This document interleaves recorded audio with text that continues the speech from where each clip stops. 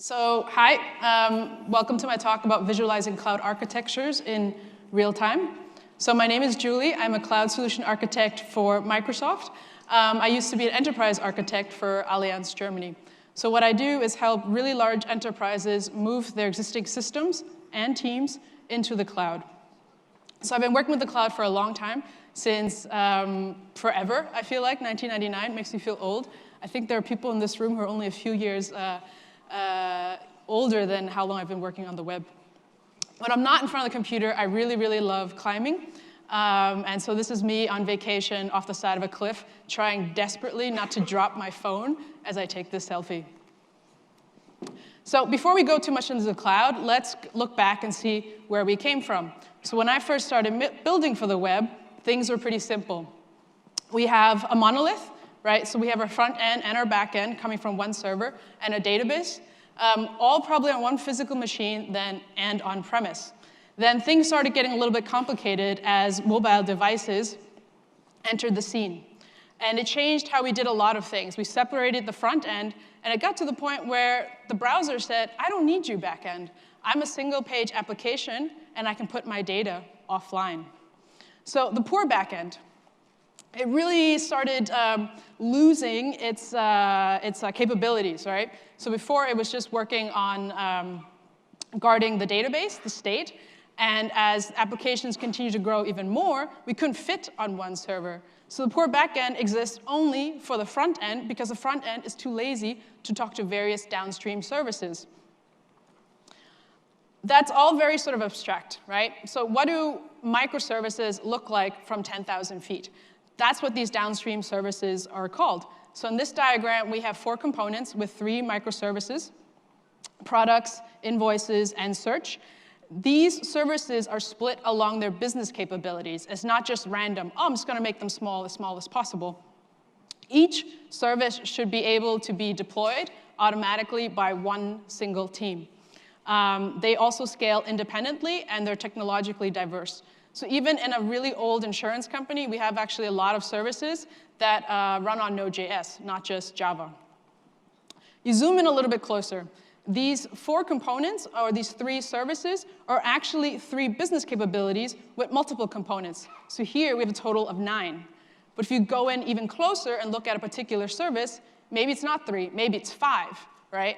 And in this example as well, you'll see that, oh, there's also a dependency on an external cloud provider to do another piece, to put archive storage, not just things that I'm serving up right now. And if you look at the challenges of microservices, you're forgetting all the other things that you need, especially service discovery. Who is there? Who can actually take requests? So the lovely thing about the cloud is just scaling horizontally, but if you have 3 instances, you have 3 addresses. How do I, or the backends for front ends, know who to talk to? These are the type of things nobody talks about. So this is a reference architecture diagram from Microsoft. This is a reference. This is a blueprint. It's not easy whatsoever. So what makes it even more complicated is that when you're dependent upon other services, you're also dependent upon them being there, which means if they're not there, what do you do? And what kind of impact does this have? When I first started working for the web, I was like, oh, 99% sounds pretty good. But if you actually calculate that down, 99% is almost 4 days. And the standard for high availability is 5 nines, which is about 6 minutes in a year.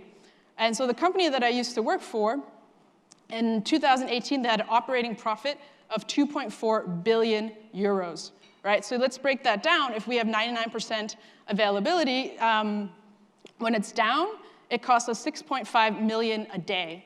That's a lot of money. And even if you get to 5 nines, you're still looking at 4.5 thousand euros a minute. So this sort of downtime is really, really important. And it's also really, really frustrating when you can't control it. You're now dependent upon somebody else. And suddenly, if you really want to think about it and map this out, it looks like spaghetti. Like it's super, super complex. Everything's decoupled, so you think it's better, but is it really? Like, what am I actually trying to do? So the first takeaway is that it's complex, but you probably already knew that. What I'm going to lead into, that it's complex because of us. So let's try to sort through this complexity. Where do you start? You start with architecture. And in architecture, you ask yourself the question, what did you actually intend to build, right? So you usually start off with a static piece of documentation. Unfortunately, I spent a lot of time in PowerPoint drawing boxes. It looks very nice. This is what I want to build. But as soon as you start building, it changes, and it's immediately out of date, right? That's the point of having agile methodologies, is you're constantly improving, taking away things, moving things, added things. What's also interesting about the arrows here, and it's really fun talking to developers, is what do your arrows mean? Oh, they need that. Like, yeah, is it a dependency direction arrow? Or are you actually documenting the flow, right, request flow of your application? So I thought, OK, we have to be able to do that a little bit better, right? So I like to code, so why not just do it with code? So this is kind of something I'm aiming for. You have your nodes and your links, and you say, this is where the dependencies are. And because you have source and target, it's directional. And I'm not the only one with that idea, right? And of course, like everything, it's already there. Somebody already built it. So this is an example from Azure. It's designed to help you basically debug your distributed applications. What's really nice is that it's automatic. What's then not so nice is that it has anything and everything that you possibly need to run the cloud, which is way too much stuff. This is a simple example. You'll see sort of like 4 big circles. It can very easily sort of get out of control. Another downside of having these automated diagrams is that they inject software into your application. And so I've had experiences in the past as well where some of that software, which gives me pretty diagrams, actually kills my deployment because a new version of Node.js came out. My application works for it, and it works on dev on my laptop. But as soon as I deploy it, it doesn't work because this injected software can't handle it. So this is real time, which is nice. But I want to like really sort of see it. I don't want to see all that other fluff, right? All those statistics. And it's also proprietary. It's just Azure. So the cloud standard is to have a Grafana dashboard, right? Grafana is open source. This is an example from the community. And somebody wants to watch all these services. I don't know how many they actually own, but this is crazy, right? Like this would just make me freak out, would give me anxiety. It's nice that it's open source. It's nice that you can build it yourself. You can show intent. But I really want to see dependencies as well. How does this all supposed to fit together? So this freaks me out, right? Why, right? And you have to go back to your expectations. You want something really nice, like my PowerPoint diagram, and you think it's real because you think this is real. Everything is super neat and orderly, big open spaces, but that's not real. The reality is chaos, but actually it's really nice chaos because we don't just want our technologies to be independent, we want our teams to be independent. They should go as fast as they can or as slow as they can to tackle really hard problems and build beautiful solutions. And you want to basically enable various solutions and sharing answers across teams. So this is something that we actually really like, which then leads me to think, OK, can we really have architecture? And I'm going to cheat and say yes and no. The architecture is basically organic. And as an enterprise architect, I tried, not just me, but all the people in our team, to try to sort of shape it a little bit. But there's only so much you can do. Conway's law is actually, you'll see here, from the late 60s.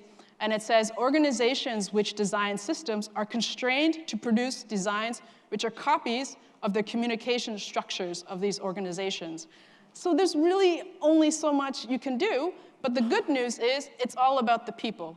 So instead of attacking it from the technology side, really think about looking at it from the side of people. So the second takeaway I want to give to you is computers are useless. Technology is useless. It only gives you answers. What I want to ask you to do is to ask questions and ask yourself, are you asking the right question? So I said, no, people were all asking the wrong question. I want to ask the right question and give a nice sort of answer to that. So I had a vision. I wanted to visualize intended architecture, and I wanted it to be in real time. So how would I do this? So I thought I really need to illustrate dependencies. I define that. I don't want Azure or anybody else defining that for me.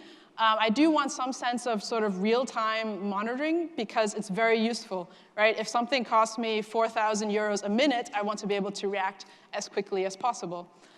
Something else I also wanted was to illustrate sort of potential issues because you see that sometimes the chain is really, really long in terms of services. Especially in the enterprise world, sometimes you're dependent on actually 20 different downstream requests that come back or don't come back. I also really want to reduce clutter. Like some of those automated solutions are really, really great, but it's too much. It's like an all-in-one. I don't need any of that. I want something a little bit like the open source Grafana, but a little bit cleaner and easier for me to use. And so where do I start? How do I get this information, right? Open web, so there's standards. So the Internet Engineering Task Force actually has a proposal for standardized health check. And if you remember, we learned yesterday as well, health checks are really, really, really important. And it's not just about letting other services know that you're maybe not there. It's also used when you're auto-scaling, right? You have to know that an instance is healthy before you start sending traffic to it. So what's also really nice when I first saw this was like, oh, look at details, database. Do you remember when I said, oh, we just want business capabilities? I just want to wrap all those components in one thing. I don't want to like ping every little one and see, is it working? So this is actually a really, really nice idea. It just gives me the abstraction that I want. I don't want all those crazy details. So as I'm building this, I'm thinking, OK, how should it look? How should it work? And of course, certain colors are standard. Green is there, red is not. What I tried to add is something, I just made it yellow. So it means that something upstream is not working. And downstream, you think, I don't have any problems. I don't see any errors. But maybe it's a problem if you're supposed to be, for example, processing credit card payments, and there's nothing to process because there's a problem upstream. And this actually happens a lot. People don't know what's going on, and they just kind of ignore it. But we're really one big team somehow, and you really should help your neighbors and say, hey, I'm seeing something weird. Can you go check something on your side? I love building things, and I hope that you guys are also inspired to build things and contribute and then share things with everybody so we can all learn together. This was a real need that I had, and I started building this Thanksgiving 2018. I go months on, months off, where I have time, where I don't have time. But it is online and on GitHub, and I want to show you sort of how much I have so far and what I learned building it. So I chose d3.js, which is a pretty standard tool for visualization. D3 stands for data-driven documents. And what that basically means is I don't have to care about the DOM. I just care about my data, and D3 does a lot of different things then for me. So this is an example. I just tell it like what I said before I wanted. Here are my nodes. Here are my links. And I also tell it if something is there or it's not, which I don't have in the code example. Sorry about that. What's interesting about D3 is how it accomplishes that. So in this diagram, you'll see that there's an existing number of DOM elements. Some are labeled exit, right? So the ones that are no longer in your data set. Some are labeled update, because maybe they changed when you apply a new data set. And enter are those new nodes that sort of come in. So this is how you would use it. You would apply data, right? The ones that are leaving, I want to take them off the canvas. And when I update something, I'm just maybe adjusting the style, I'm adding the titles. And in this example, new nodes and updated nodes get the exact same visualization. So things can get really long and ugly, and I think some of my code is really long and ugly. And the creator of that noticed that, and he introduced a new syntax. And so you can actually pass in a function and say, OK, this is what I want to do with the entering nodes. This is what I want to do with the exiting nodes. And you don't have to also note the order in which you do things. Like, you have to remove the exiting nodes first. Otherwise, you end up styling nodes that you just actually want to delete. Another mistake I made is key functions. So key functions help you, or help actually D3.js to do the DOM management for you. You have to give them a unique identifier. And just sort of blind copy and paste, not really thinking about things, ID. And it's like, no. Links need to have a unique ID that's also different from your data point. And I did something where the wrong elements are changing colors, and I think this took me like a day or two to figure out, just that basically one line of code I screwed up there. I also looked at what kind of visualization do I want. So the default engine is really nice. It's very uniform. But even if I had arrows here, I don't, at first glance, know what I want it to do. What is the relationship between the different services? So you've heard me mention before upstream, downstream. You want that in your visualization a little bit. So I found another engine that does that better, and it's called WebCola. It's a little bit different. You see in this diagram API gateway, which tends to be a nice single point of failure that everybody has. And you can see that very nicely here, which you couldn't in the previous diagram. So the interface that I exposed looks something like this, very sort of simple.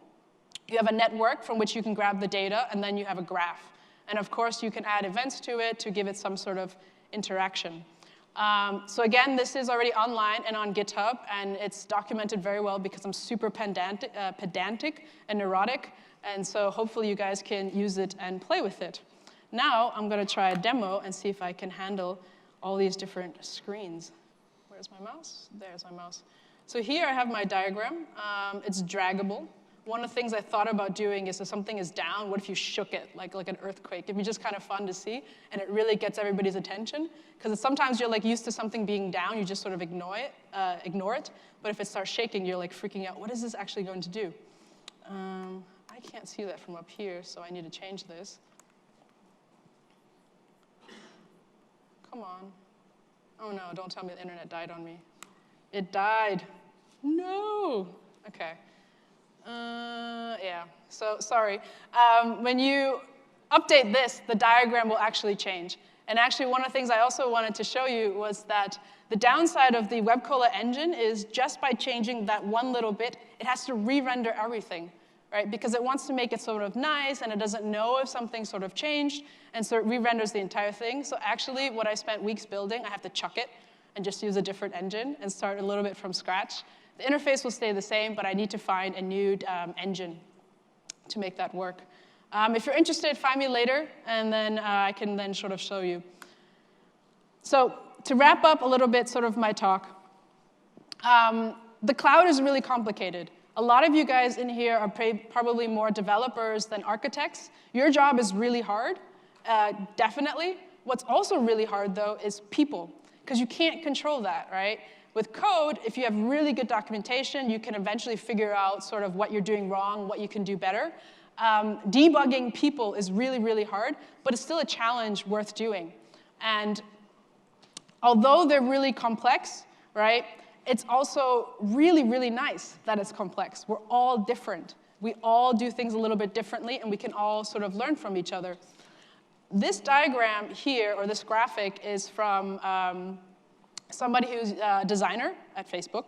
And what's interesting is that the caption for this is, a junior designer creates order, right? So you just sort of line everything up. It looks kind of nice. It looks like it's fit. This is what I intended to do.